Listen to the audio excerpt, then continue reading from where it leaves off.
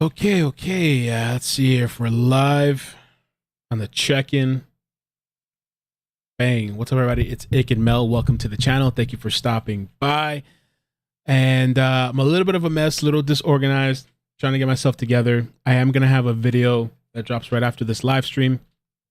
But I wanted to check in with you guys, do a little live stream, check how you're doing, talk about this story, about this boy, Cairo, that was 5 at the time, found in a suitcase and only identified recently, but the body was found April 16th, I believe. And I saw a couple of things from his father that he posted, or that his father posted, just really weird stuff. And the mother's still on the run. That's the crazy thing. Make sure we got everything going here. What's up, everybody? Welcome. Hope you're doing well. Thanks for stopping by. Let me start off by showing this first here.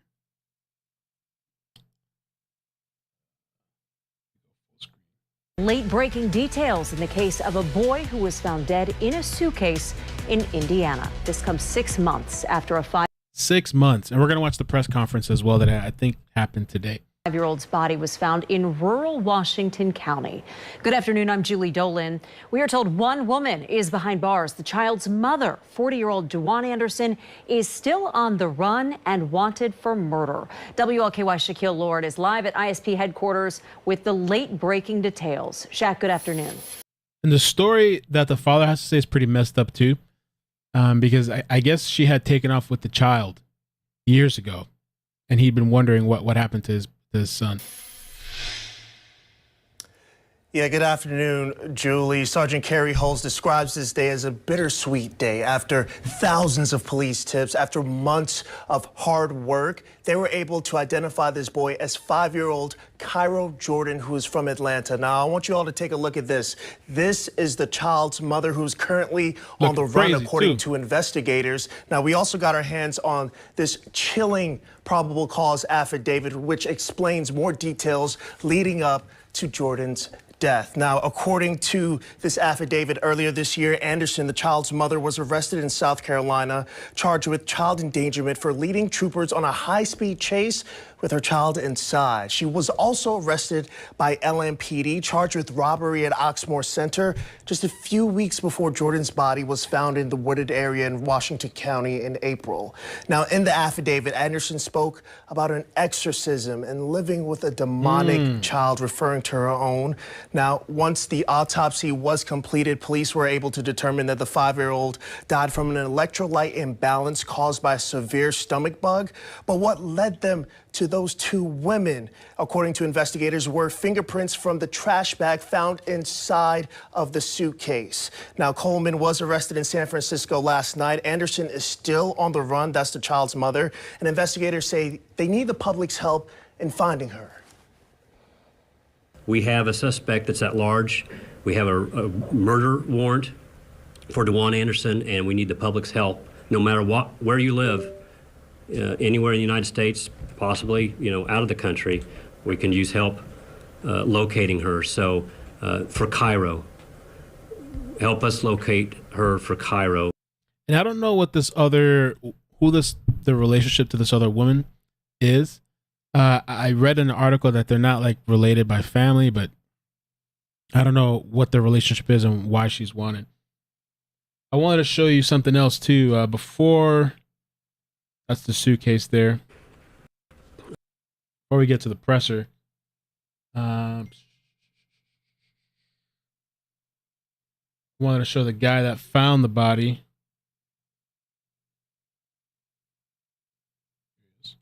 From a man who found the body of a young boy dead in a suitcase in southern Indiana. The man was hunting for mushrooms near Pekin in Washington County, and that's when he found a hard suitcase, and you can see this print of Las Vegas on the outside. As police are still now working to identify the body, new tonight at 6 o'clock, Tom Lally from our sister station in Louisville takes us deep into the woods where the man made that horrible discovery. Jeff Meredith calls this place heaven. It's the woods outside his home. He says he can sit for hours every day and just watch it. But on one day, April 16th, he found something out of place. It was a boy and now it's his mission to find that boy's name. When I first saw that little feller, immediately I felt that he was telling me, help me. I need help. It was late that Saturday. Jeff Meredith was out in the woods of his property looking for mushrooms. And I decided to cross over and mushroom hunt on this side here. And I come up on the body. The body of a boy in a suitcase 80 feet off the road. Jeff thought to call police, but he told me he'd feel like a fool if they got there and it was just a suitcase, so he opened it. It's wrong. God, is it wrong? In every way. Nearly 2 weeks later, it's tough for him to get close to that spot again. It bothers me, but it ain't about me.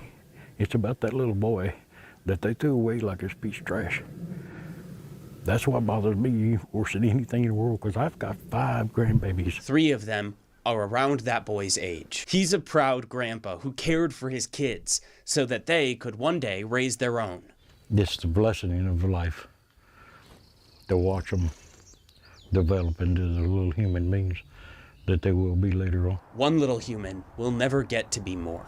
Jeff's learning to accept he can't control that, but he hopes to convince someone to come forward with information on the death and, most importantly, a name. He deserves to have a name, you know? Just like you and I, we've got a name, and we want a name put on our stone after we're gone. And he deserves that. So if anybody out there knows anything, please come forward. Because that little 5-year-old boy needs you now more than ever to give him his dignity back to him. I want to get you up to date on where the investigation stands right now. The National Center for Missing and Exploited Children is helping state police here in Indiana try to find out who the little boy is. State police have resources to help in the investigation, including a forensic artist who can do facial reconstruction. The autopsy did not reveal the cause of death. So No, they're saying the cause of death was electrolyte imbalance caused by severe stomach bug. I wanted to show this as well before we get to the press conference. This is what the father had to say. Well, let me show you a picture of them together first.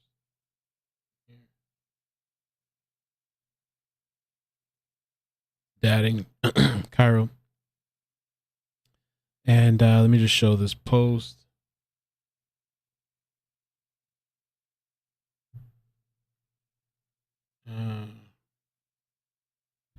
It says here, today my heart was broken into a million pieces. I got a call from an officer telling me that my 5-year-old son, Cairo Jordan, who ironically turned 6 today, was murdered by his mother, DeJuan Anderson, in Indiana, April 14, 2022.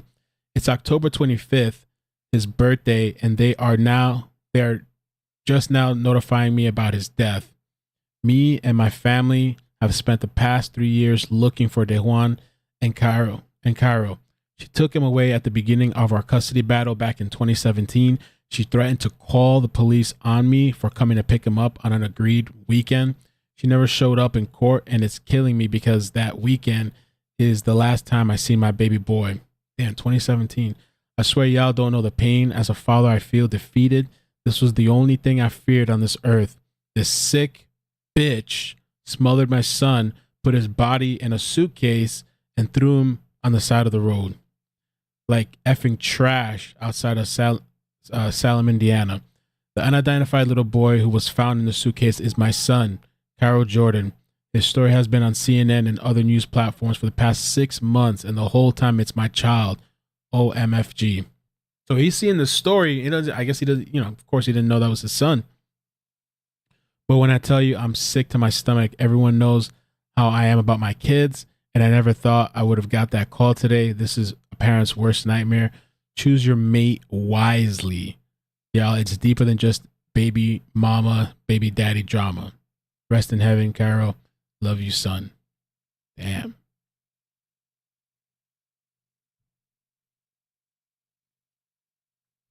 All right, let's play the presser, and then there's a couple other things I have to show you guys too.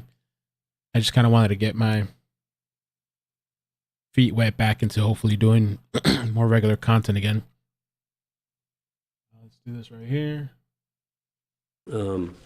We appreciate your assistance, and we're going to ask for your continued assistance in this matter, in this case today. So we're thankful for everybody that's here. This is a message that we want to get out to everybody and spread across the country. So it's a bittersweet day. Bitter because no matter what progress is made, what happens in a case, we're still dealing with the tragic death of a precious young child, and that unfortunately we can't change that. So bitter in that way, but the wheels of justice do turn, and we do make progress. And so we have information today regarding the case that we're thankful that we're able to come here with that information today and keep moving forward to answer a lot of questions, and again to ask for your assistance. So I'm just going to, with me today, I'm Sergeant Carrie Halls, the Public Information Officer for the Sellersburg Post, Indiana State Police. With me today is Tara Coates Hunt. She's the Deputy Prosecutor with the Washington County Prosecutor's Office. Again, this is a Washington County, Indiana case, and their office will be handling it, as well as the lead detective in this case, Detective Matt Busick from the Indiana State Police here in Sellersburg. Also have Sheriff Brent Miller from the Washington County Sheriff's Department with us today, and we're just thankful for the support of everybody here. Just a brief overview on this case. April 16th of this year, 2022, a young child was found deceased in a very distinctive suitcase on Holder Road in southeast Washington County near Pekin, Indiana. Holder Road is a dead-end road. It's very isolated, not heavily traveled at all. That was back on April 16th again. At that time, when we were first notified of the child being discovered, very little information was there for our units, our detectives, our officers to work with. There were no witnesses, there were no family members, there were no acquaintances that came forward with any type of information. We only had what we had there at the scene, and that was it. We had worked almost instantaneously with the National Center for Missing and Exploited Children, and any leads from that also proved unsuccessful. No matches to any child that was listed as missing. We had thousands of tips. We did have a dedicated tip line that's still open. Thousands of tips have come in over the past months. Again, this has been approximately 6 months since April 16th on that tragic morning or evening. Thousands of tips came in. Unfortunately, none of those tips were associated with this case. But we are very grateful for those tips that came in. We're grateful for the public's interest in this case, obviously wanting justice for this young boy. Again, at the time, we advised that it was a approximately 5-year-old black male child who was found in that suitcase with no apparent signs of trauma. But we are thankful for all those tips that came in, and we do want the public's help, obviously, and we're thankful for their attention to this case. An autopsy was performed shortly after that, and again, there was no signs of physical trauma that we could detect. And according to WLKY.com, it says that he was never reported missing. But as you just heard to that story from the father, that apparently this woman had run off with the child and disappeared. It's kind of scary, man. If you guys could hit like, please, it helps out with the algorithm. Appreciate that. The autopsy did not detect any signs of physical trauma that was readily available or seen. The autopsy listed the cause of death as electrolyte imbalance that caused a viral gastronitis. Again, I'm not a doctor, so I can't explain all that, but that was the cause of death listed on the autopsy. Also, at that time, toxicology reports did not reveal anything. There was nothing in the toxicology reports that would lead us to a cause of death. From the onset, detectives and crime scene technicians and Indiana State Police laboratory personnel utilized physical evidence in hopes of discovering, determining, and locating a suspect in this case. I want to emphasize that no crime scene evidence technologies were spared in this case, in this investigation by the Indiana State Police, including those available only through federal and outside agencies. So we utilized everything we could. Anything that was a possibility was looked into, and the department was 100% behind it. You know, any type of funding or anything like that that was needed, there was nothing spared in this case. As a result of physical evidence and the investigation itself, our detectives were able to identify 2 suspects in this case, and detectives were also able to identify the deceased child. On October 14th, based on information in this investigation, the Washington County Circuit Court issued 2 felony warrants, arrest warrants, one for Dawn Elaine Coleman, 40, of Shreveport, Louisiana. Another for Dewan, and I'm not sure about the pronunciation on this, Ludi Anderson. Dewan Ludi Anderson, 37, of Atlanta, Georgia, who is the mother of the deceased child. Those felony warrants were for neglect of a dependent resulting in death, a level 1 felony, as well as obstruction of justice, a level 6 felony. As a result of the information gathered in this investigation, Detective Matt Busick, who is the lead investigator, and Detective Chris Tucker, also from the Indiana State Police post here in Sellersburg, traveled to California. On October 19th, so just a few days ago, Detective Busick located and arrested Dawn Coleman with the assistance of the San Francisco PD. This investigation is ongoing and continuing. As a result of information that's still being worked on in this investigation, the 2 also traveled to Los Angeles metro area after arresting Dawn Coleman. They were unsuccessful in locating Dewan Anderson, where they believed she could possibly be.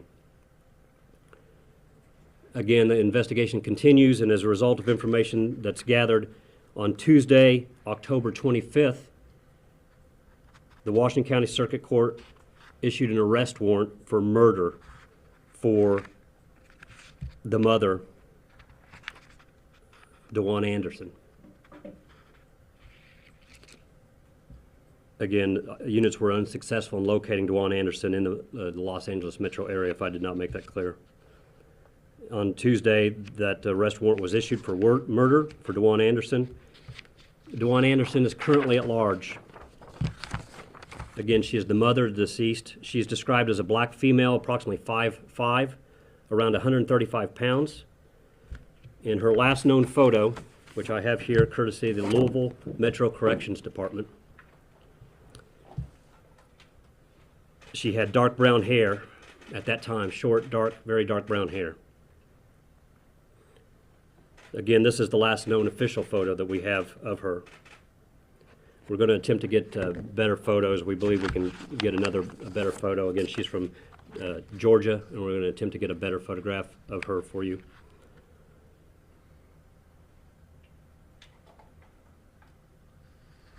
Dewan Anderson is last known to have been in the Echo Park area of Los Angeles, California. But since this investigation began, she's traveled to several locations. Was it California? Dewan Anderson is last known to have been in the Echo Park area of Los Angeles, California. So California, man, you got to keep a lookout. I mean, she's probably going to be moving all over the place, but California, because that's where the other woman got caught. This woman's still on the loose. Okay. They haven't caught her yet. I showed her some of these other pictures because I wanted people to be able to see a little bit. They should post as many pictures as they can of that woman. Some other pictures of her. On Fox. But since this investigation began, she's traveled to several locations west, including Houston, Las Vegas, Los Angeles, San Diego, and San Francisco. At this time, her whereabouts is unknown. So again, she's at large, and we're looking for the public's assistance in locating her. At this time, we can also identify, excuse me,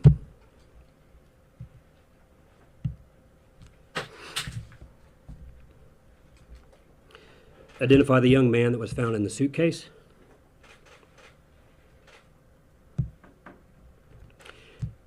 He was Cairo Amar Jordan. Cairo Amar Jordan was from Atlanta, Georgia, excuse me. He was 5 years old at the time of his death. And Cairo would have turned 6 this past Monday on October 24th. Again, Cairo Amar Jordan, he was 5, from Atlanta, Georgia. The Georgia Bureau of Investigations has assisted us in this case as well, and they have made contact with his family members after we were able to get more confirmation that the boy was in fact Cairo, which this investigation has a lot of twists and turns, a lot of information. It may sound like it just moves methodically based on the information I read. So please know that this probable cause affidavit that we'll hand out has a lot of information. That's still just the tip of the iceberg. There's a lot of information in this case. So realize that we're still not going to be able to answer every in and out of this investigation, but we're giving you as much as we possibly can, and I will give you a copy of that probable cause affidavit. That probable cause affidavit is for Coleman, who again was arrested in San Francisco just a few days ago. That's all the information I have at this time. Detective Busick, would you like to make any statements as far as? No. Okay. So, Ms. Coleman will be transported here to Indiana sometime within the next under 30 days. She will be here on Indiana soil to answer to those charges. Again, we need the public's help in locating the mother, Dewan Anderson. So I've shown that photo. We'll have that photo for you to go out, and hopefully a better photo. But we desperately want the public's help in finding her and bringing her to justice. This whole case is all about justice.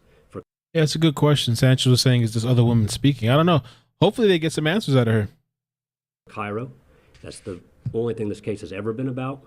So I know there's been lots of questions, and why don't we do this and why don't we do that? The investigators have a lot of information, and they all have their reasons, but the main reason is the integrity of this case, and so that justice is served. And so even some things that may seem obvious, that why wouldn't you do this, there are reasons why they can't. And if we have done some of those suggestions that come in from the public and from the media, it's very possible we wouldn't be standing here today. We would have nobody in handcuffs. We would have nobody in jail right now, bringing them back for a trial. So just understand that there's always a reason. We don't take, obviously, anything lightly at all. It's a very serious investigation. Again, the department's held nothing back on this investigation for our detectives to be able to do what they need to do. So, having said that, that's all the information I have at this time. We can take a few moments maybe for a few questions. Again, I'm not going to get into specifics. I've given you a lot, and I will give you the probable cause affidavit that you can look into. Can you provide the spelling? Yeah, the spelling. Sure. Again, I'll start at the beginning. The first arrest, Dawn, D-A-W-N, Elaine, E-L-A-I-N-E, Coleman, C-O-L-E-M-A-N. She was 40, from Shreveport, Louisiana. The mother, and currently at large, Dewan, D-E-J-U-A-N-E. The middle name spelling, I'm not positive on the pronunciation. The spelling is L-U-D-I-E. Last name of Anderson, common spelling A-N-D-E-R-S-O-N. 37, from Atlanta, Georgia. Cairo Amar Jordan. C-A-I-R-O-A-M-M-A-R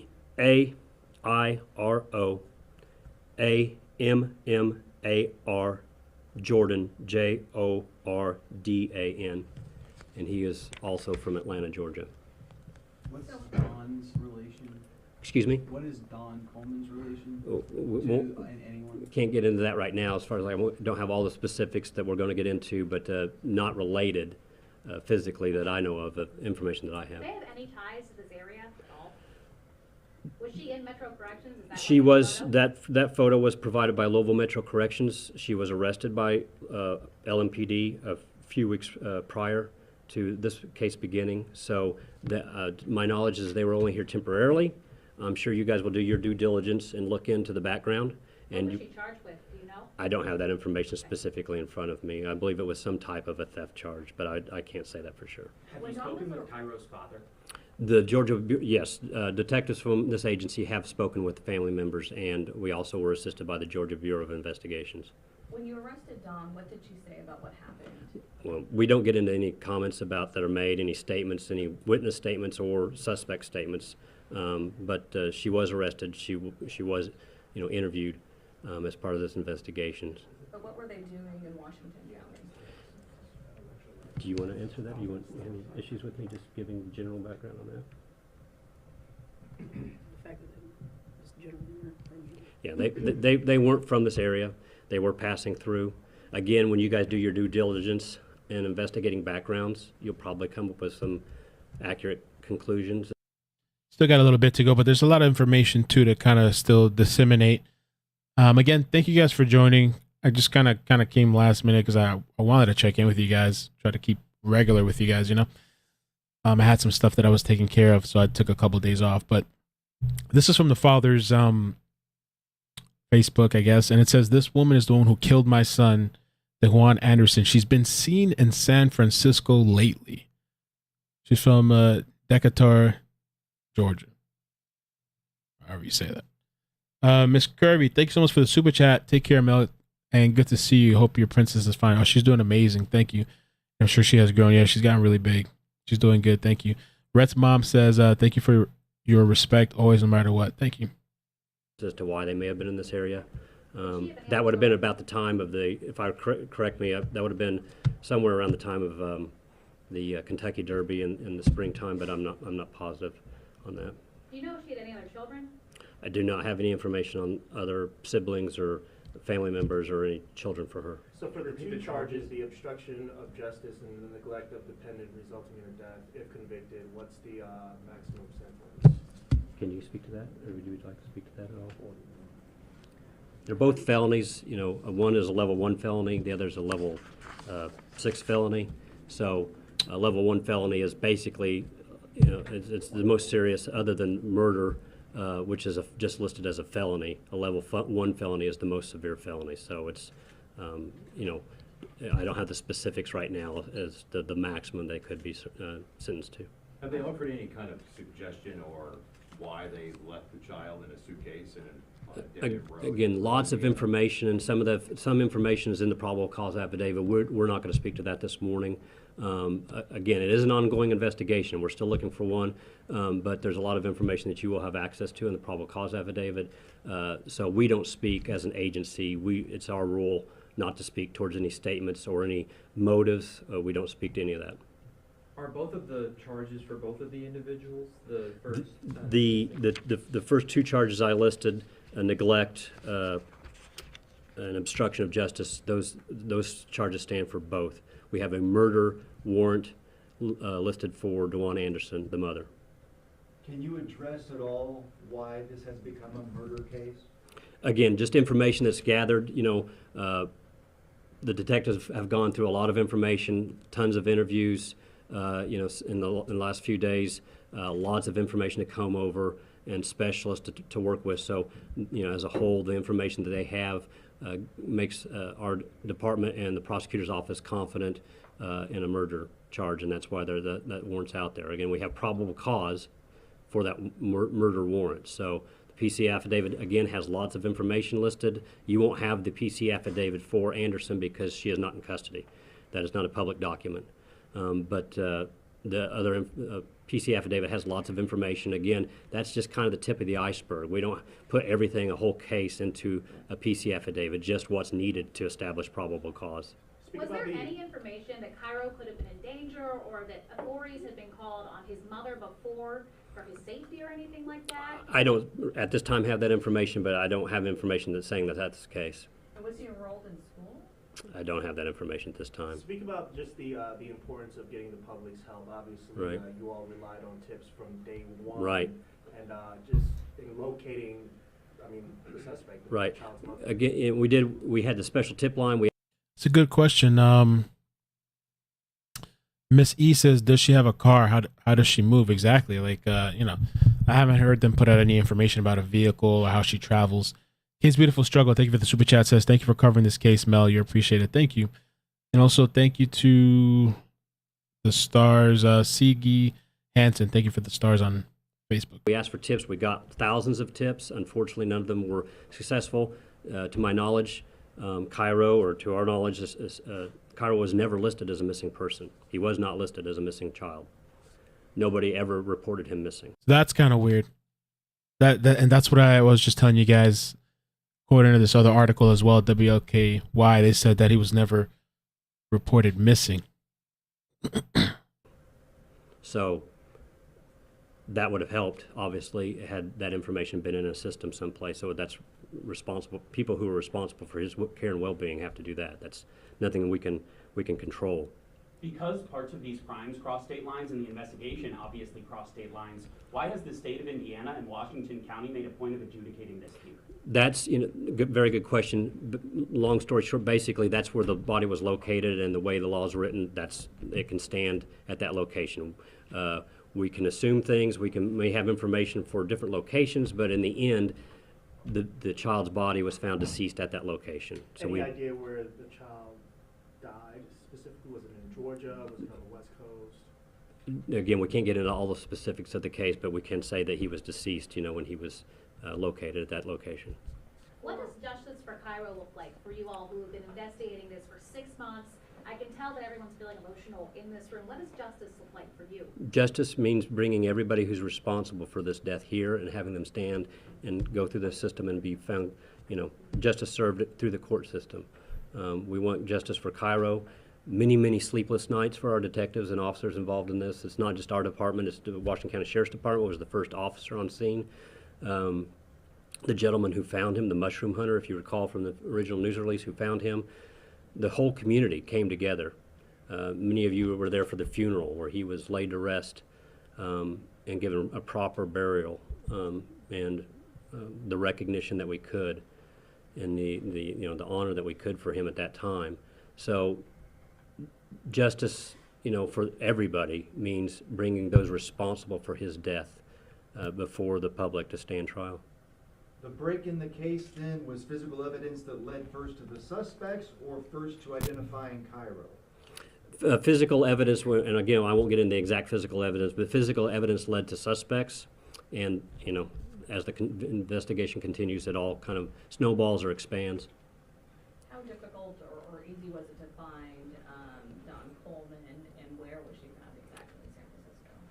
I don't have the specific location where she was located, but our detectives, our crime scene analysts, our crime scene technicians have a lot of advanced technology and systems at their use to look in and utilize. Sometimes it's successful, sometimes it's not, but they had a lot of different technologies that they utilized. Specifically how they did that, I can't get into that, but just know that a lot of people were working on this case here, Indianapolis, all over, trying to assist in this. Are you aware that if Cairo he was in his mother's custody at the time of his death? Say that one more time. Was he? Did his mother have full custody of Cairo? I don't have specific information on the custody, legal custody, but obviously, with the charges, we know that he was with her. So, as far as who has physical, official, legal custody, I believe that could be the case, but I don't have that specific answer in front of me. How is it becoming so difficult to find the mother? What happened? You went to LA and then couldn't find her. Right. Again, sometimes it's just like anything else. Things change. They may have information that's available, and over time that information can stop. Again, we don't get into specifics of how it was done, but they obviously were able to at least attempt to track or locate after they had an identity for a certain period of time, but at a certain point that wasn't, they couldn't follow through with that anymore. It got them as close as they could. They did go to California and attempt to locate in the last known area. They were assisted by the Los Angeles Police Department there as well. Federal agencies, I need to mention that too, also assisted with this case.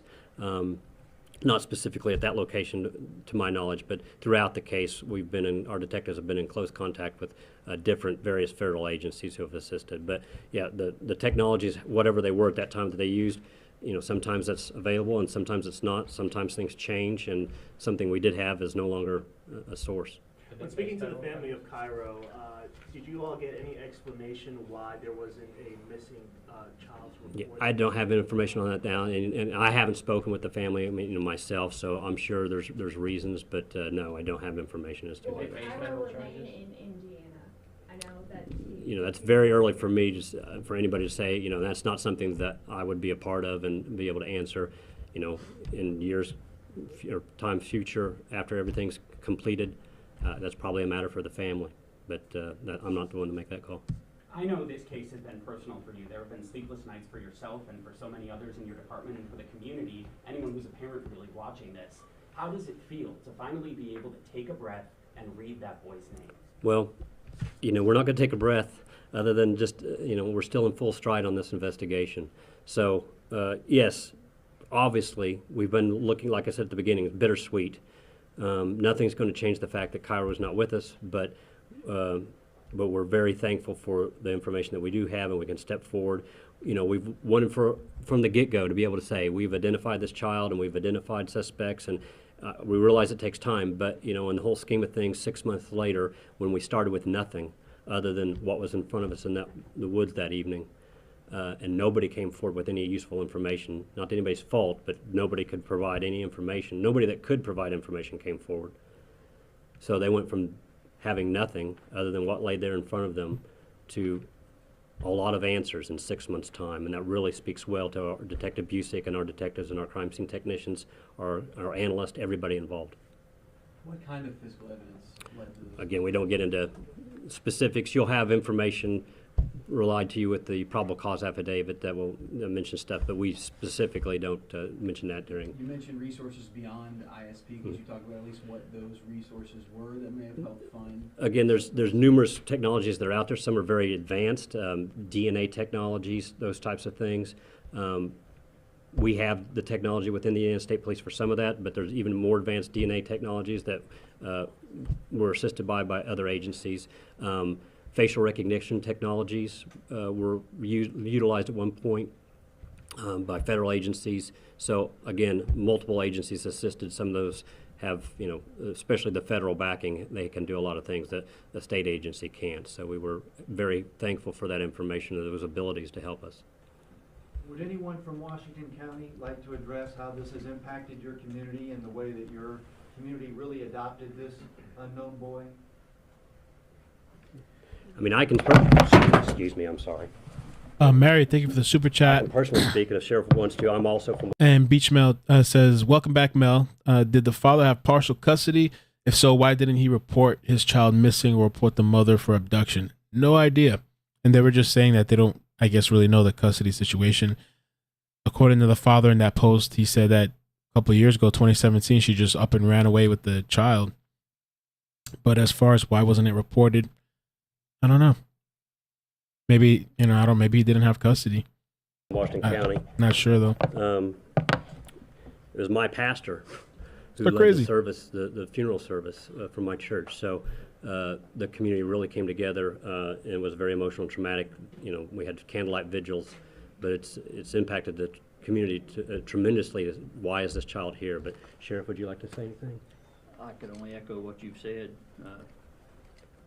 Gary, about that and how that's impacted the community and everybody coming together, and we appreciate, all the hours that has been spent by the Indiana State Police and other law enforcement agencies, to identify this child and to identify suspects and to get at least one of those suspects in custody at this time. And hopefully with the help of the community, we'll be able to get the other suspect, in custody in a timely manner so that we can bring them both back here to Indiana to bring some closure to this case. Is Don Coleman being cooperative, would you say, in this investigation? Again, I can't get into statements or anything like that at this time. So, again, you'll have information that's listed in the probable cause affidavit that may assist you in some of those questions. But yes, it's very traumatic. Again, I started to say earlier, a lot of sleepless nights, especially by the detectives involved. Detective Busick has spent numerous hours, and not just Detective Busick, but he is the lead investigator and has done an outstanding job. But all the detectives involved and the people involved in this case, so much information to comb over, to read through, to scan, to watch, hours upon hours. And obviously, you know, the people at the scene, the events that they saw unfolded before them that evening. Sheriff Miller's deputy was the first on scene. Very traumatic, you know, event for him. So it's affected the community as a whole very deeply. So I don't have any more specific comments. I think that covers what we want to say here today. So again, once we're done here, I will get the copies of the probable cause affidavit to each of you. But the number one thing at this point is we have a suspect that's at large. We have a murder warrant for DeJuan Anderson, and we need the public's help. No matter where you live, anywhere in the United States, possibly, you know, out of the country, we can use help locating her. So for Cairo, help us locate her for Cairo so justice can be served for him. Okay. Good morning.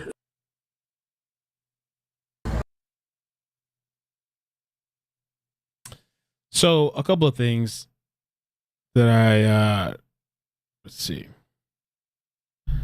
Our probable cause affidavit says both women were identified by fingerprints on trash bags that were inside the suitcase. Police said they saw photos of the same type of suitcase on Coleman's Facebook page.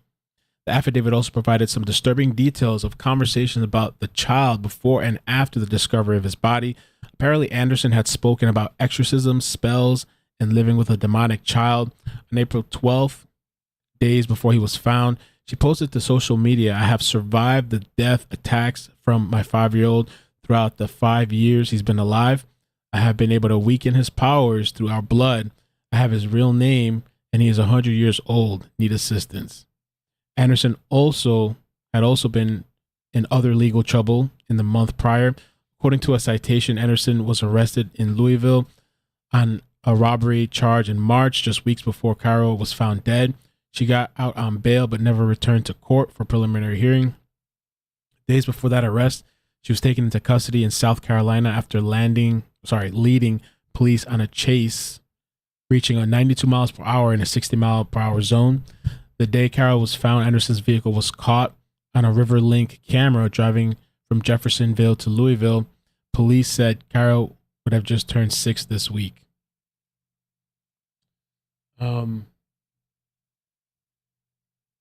This is with regards to the disturbing post found on Facebook.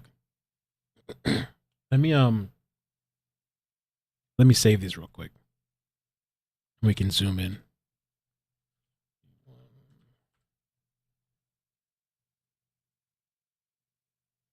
Let's see. Yep.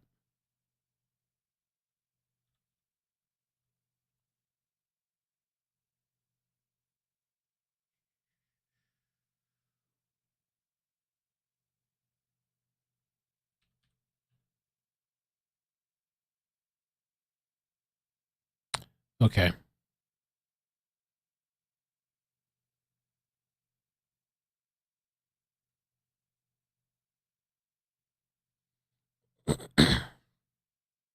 Can't wait to tell my story. I had to raise my frequency, heal myself and past lives, heal my ancestors, heal shit in the universe, heal Gaia, to exorcism a very powerful demonic force within my son. Had people in enough alignment with their soul to assist me. Still, I chose my soul and was able to completely heal myself and remove old paradigms from my mind. I know you can choose your soul with no questions asked. On or about March 15, 2022, DeJuan Anderson made the following post on her Facebook account. Sony Michelle with the vanity name Katu Katu. Stop getting caught up in the vessels of this realm. You guys get caught up with how old the body is. If they adult and kids, etc., don't even know it's a full-grown demon in the child body telling you what to do because you didn't choose your soul. Better start using your third eye. Oh, Lord, these people. On or about March 18, 2022, DeJuan Anderson made the following post on her Facebook account. You have to use your magic for everything. We have transitioned to living in the now. If you still have trauma that is unhealed, you are creating resistance for us that are healed. F your frequency. Stop this low vibrational movement. It's the vibration, people. Oh wait, what did I do? Damn it. That's what I get for talking shit.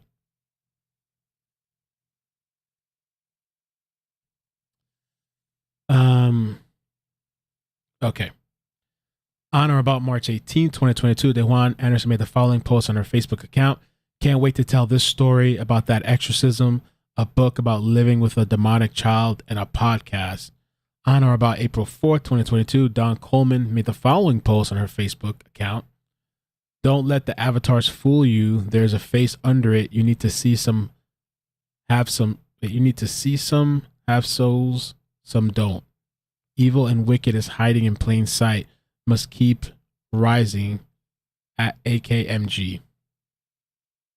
On or about April 8th, 2022, Don Coleman made the following post on her Facebook account.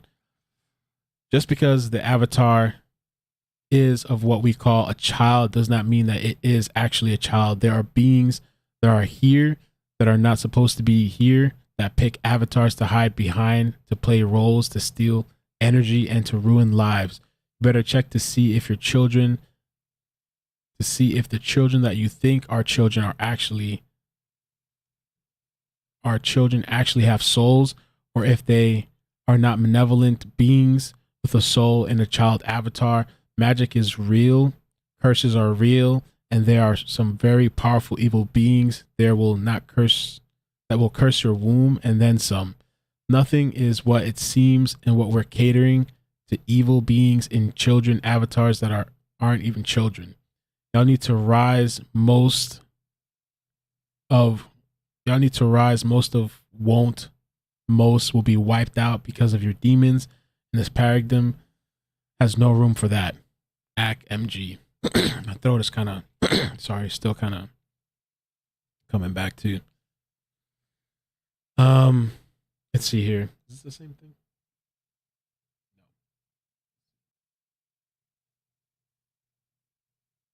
On or about April 10, 2022, Don Coleman made the following comment. Most of the children aren't even really children. They're just an avatar playing a character. On or about April 11, 2022, DeJuan was released from Jefferson County Jail. On or about April 11, 2022, DeJuan Anderson made the following post on her Facebook. Just got out of jail. Just got out of a jail mission. Yes, had to do some healing and killing. And let me see. April 16 was when the body was found. April 12th, DeJuan Anderson made the following updated status on her public Twitter. Good day, sir. I need to speak with you urgently. I have survived the death attacks from my 5-year-old throughout the 5 years he's been alive. I've been able to weaken his powers through our blood, and I have his real name, and he is 100 years old. Need assistance. 37 here says, I obtained a search warrant for AT&T and for all historical cell phone data from the 2 cell phone numbers used by DeJuan and Don. I determined that these 2 numbers were used by Anderson and Coleman based on prior arrest records, as well as an additional search warrant that I obtained from Hilton Worldwide Holdings regarding their hotel reservations. On April 14, 2022, between approximately 4:30 p.m. and 5:15 p.m., the historical cell tower location data places Anderson and Coleman's phones in the area of Holder Road and Pekin, Indiana, where the suitcase was found with the unidentified child inside. On April 14, 2022, video from the surveillance obtained from the resident Holder Road shows a vehicle coming into view on Holder Road, Pekin, Indiana, at approximately 4:53 p.m.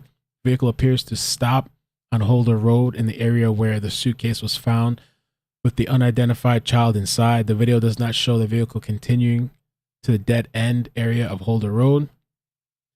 On April 15, 2022, DeJuan Anderson made the following status on her Facebook post. This is a whole demon in a child body. Why you think she need a cigarette? Losing energy, huh? 64 years old in a child body. Was full of gifts and magical rights, stronger than many of you because your frequency not high enough. Start asking spirit to reveal these things to you hiding behind a body. Kind of reminds me of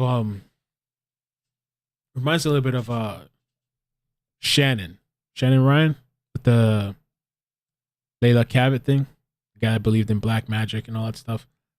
There's people out there that really believe in all this crazy shit. Is it mental illness, or is it just a belief? Is it religion, culture? Both. In the course of the investigations, I just read this. On or about December 5th, 2021, DeJuan Anderson sent the following message on her Facebook account. My son is named Child Victim 1. Whoa.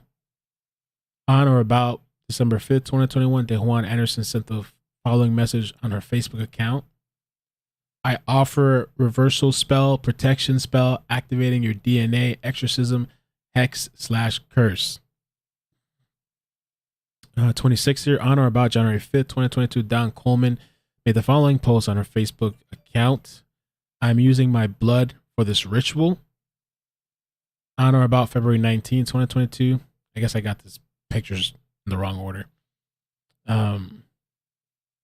made the following post.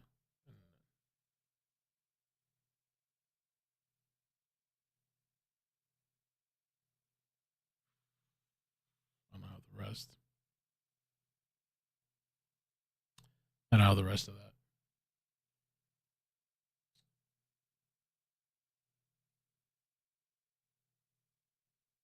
Let's see.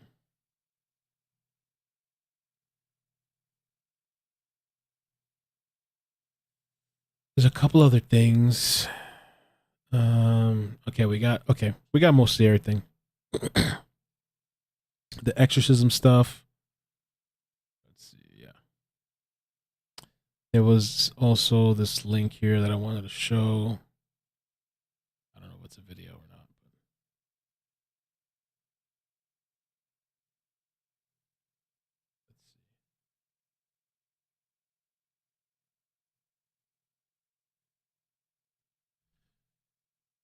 On the Run and Possessed.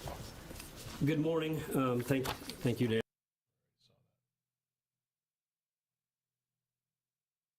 Nothing's going to change the fact that Cairo is not with us, but we're very thankful for the information that we do have, and we can step forward. You know, we've wanted for.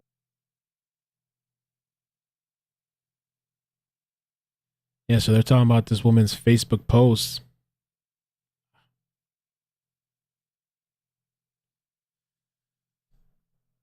December 2021, the first date in which documents detail Anderson referencing her son and exorcism in a Facebook post. In one post, she identified her son, and another that same day, she wrote, I offer reversal, spell, protection, activating your DNA, exorcism, hex, curse. Exactly 1 month later, Coleman wrote, I'm using my blood for this ritual.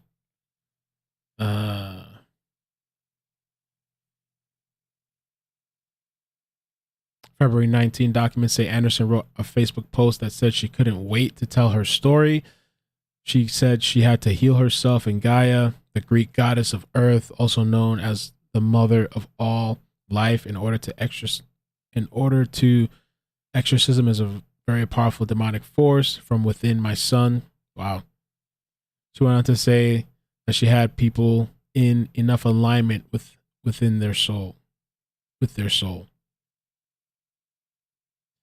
In March, Anderson started posting about how she believed the demon had taken over the vessel that was her son. Stop getting caught up in the vessels of this realm. You guys get caught up with how old the body is. If they adult and kids don't even know it's a full-grown demon in in the child body telling you what to do because you didn't choose your soul. Better start using your third eye. All this stuff we kind of read already.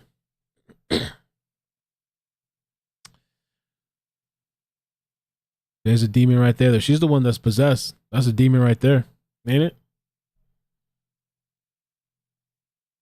Yeah, we're all her friends, family. What's going on with it, right? Oh, here's the Facebook post.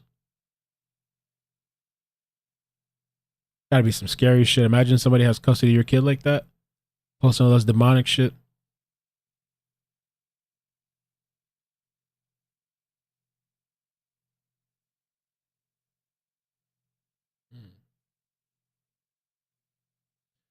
So I wonder, like, I still wonder the connection between Don and Dejuan.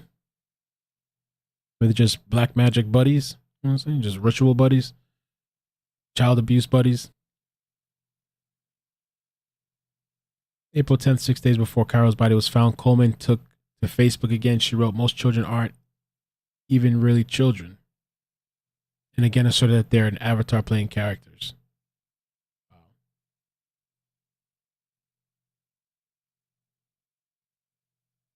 Following breaking news that has come in within the last couple of hours, Metro Police. All right, let me see. I think that's kind of it. I think I got everything I wanted to go over. But this lady's on the run. I just wanted to put her face out there, kind of check in with you guys. I feel like my voice is kind of going a little bit. Thank you. And I have another video for you guys. Oh, this is the other thing I wanted to show you too, real quick before we go.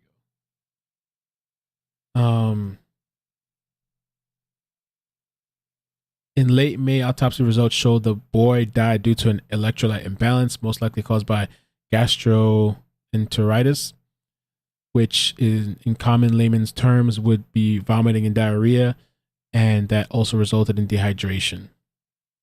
Gastroenteritis can be caused by viruses, bacteria, parasites, or medication, according to the Mayo Clinic. Toxicology report was negative. I'm sure a bunch of more stuff is going to turn up. Let me check my... Oh, it's beautiful. Thank you, Jazz, for the thumbnail. I'll update that. BL...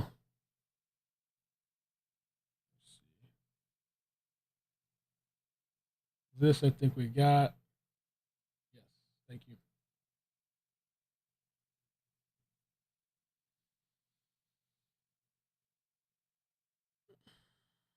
Yeah, she does look crazy, doesn't she? All right, I have another video for you guys. I'm going to premiere it. I'm just going to move you guys over there. Let's see here. It's a premiere.